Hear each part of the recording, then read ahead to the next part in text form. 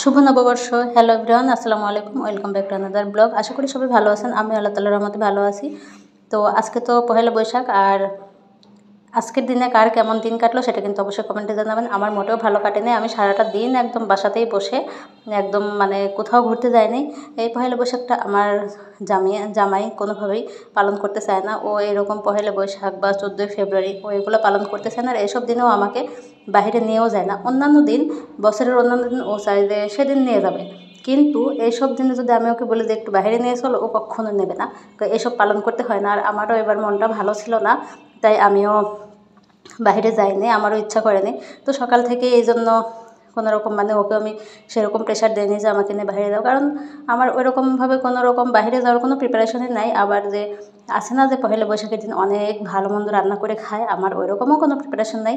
আসলে কোনো রকম ইচ্ছাই নেই, এই জন্য করিনি। যাই হোক, প্রথমেই তো সকালে ঘুম থেকে উঠে পরোটা কিনে নিয়ে এসে আর ঘরে ডিমটা ভেজে তারপরে সকালের নাস্তাটা করে নিছি। এটা 2 দিন আগের ভিডিও। ওই দিন আমি ডিম রান্না করছিলাম, আর আজকে মাছ রান্না করছি।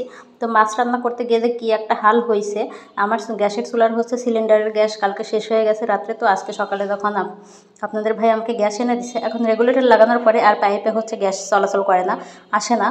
তো এখন কি করব, মাছ ভাজতে গিয়ে মাছটা মচমচে হচ্ছে না, মাছটা কেমন তুপতুপে হয়ে গেছে, নরম। তখন তো আমার আরও জিদ উঠে গেছে। তারপরে কি করব, রাইস কুকারে রান্না করছি। আসলে রেগুলেটরের মনে হয় সমস্যা হচ্ছে। পরে আমি সিলিন্ডারটা আবার বলছি একটু দোকানে নিয়ে যাও, দোকানে নিয়ে গেছে। দোকানের সাথে হোটেল আছে, তো হোটেলের রেগুলেটর লাগাইয়া দেখছে যে কি গ্যাস ঠিকই চলাচল করতেছে, কিন্তু আমার ঘরে চলাচল করতেছে না গ্যাস রেগুলেটর দিয়ে, ওই গ্যাস সিলিন্ডারের উপরের ক্যাপটা দিয়ে। তো তারপরে ভাবলাম তাহলে ওইটা চেঞ্জ করতে হবে। তো এখন চেঞ্জ করা হয়নি, এর জন্য আমি রাইস কুকারে মাছটা রান্না করছি। কোনো মতো মাছটা ভেজে কুমড়ো বড়ি দিয়ে আলু পটল দিয়ে রুই মাছ রান্না করছি, কিন্তু সেটার ভিডিও করতে পারিনি। কী আর করার, এখন ভাগ্যে নাই ভিডিও করার মতো। আমার ফোনে তো সেরকম ভিডিও নাই। তো এই ভিডিওটা ছিল, ভাবলাম তাহলে এটাই আমি আজকে আপলোড করে দিই। আর আমার ভিডিওতে তো বাইরের সাউন্ড থাকবেই। এমন একটা অবস্থা, এমন একটা বাসা নিয়েছে যে কি বলবো, রাত্রেবেলা ভিডিও এডিট করতে পারি না। এখন এমন একটা অবস্থা হয়েছে যে দোতলায় বাড়িওয়ালা থাকে, তারা টেলিভিশন ছেড়ে রাখে রাত্রেবেলায়। রাত 1টা 2টা বেজে যায়। তখন কি আর কত সময় জেগে থেকে ভিডিও এডিট করব, তখন দেখা যায় টেলিভিশনের সাউন্ডটা পুরোটাই রুমের মধ্যে চলে আসে। আসলে ওদেরও দোষ দিতে পারবো না, কারণ আমি তো যাই মাঝে মধ্যে।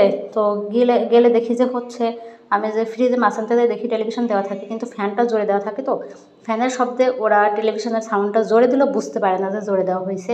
দেখা যায় জানালা খোলা থাকে, জানালা দিয়ে সরাসরি নিচে চলে আসে। আমার রুম সোজা তো টেলিভিশনটা, এজন্য আমার রুমে সরাসরি চলে আসে। কী আর করার। যাই হোক, কথা বলতে বলতে কিন্তু রান্না বাড়া শেষ। তো ডিম ভুনা করছিলাম টমেটো দিয়ে, রান্নাটা অনেক মজার হয়েছিল। তো সবাইকে আবারও শুভ নববর্ষ। সবাই ভালো থাকবেন, সুস্থ থাকবেন। আল্লাহ হাফেজ।